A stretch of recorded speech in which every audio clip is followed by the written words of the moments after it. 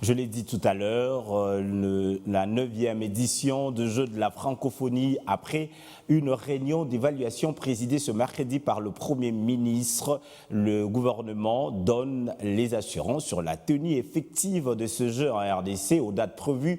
Toutes les batteries sont mises en marche pour l'organisation et la réussite de cet événement. Selon le ministre de la Communication, le gouvernement se montre très optimiste au regard de l'évolution des travaux sur le terrain. Vous savez que le Premier ministre, chef du gouvernement, c'est lui qui préside le comité d'organisation des Jeux.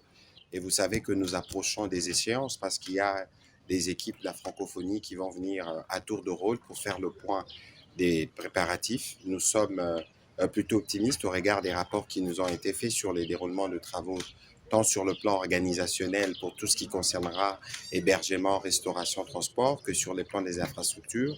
Moi-même, j'ai eu l'occasion de voir le site de l'UNIKIN avec le ministre de l'Enseignement supérieur il y a quelques jours. Et donc, de ce côté-là, il y a peu d'inquiétude à se faire, mais il faut simplement donner un coup d'accélérateur sur les différents points pour nous assurer que les différents prestataires soient dans les délais, parce qu'il faut bien qu'on ait le temps de nous concentrer aussi. Il y avait le nouveau ministre des Sports qui siégeait avec nous parce qu'il faut préparer les athlètes, il faut préparer les aspects culturels et il faut faire un peu plus davantage dans la communication. Nous avons déjà Massano, je pense que tous les Congolais doivent s'habituer à les rencontrer parce que les Jeux, c'est les grands rendez-vous que les Congos donnent aux jeunes de tous les pays francophones. Il faut que tout le monde soit prêt. Écoutez, les infrastructures s'effondrent sur des sites fermés. Et donc, au-delà de tous les scepticistes, de tous les sceptiques et de toutes les manipulations, parce qu'il en existe des gens qui, depuis le début, pensent que la RDC ne peut pas organiser ces Jeux. Il y a eu plusieurs tentatives, plusieurs polémiques, mais aujourd'hui, c'est acté. Au niveau de la francophonie, nous allons faire ces Jeux.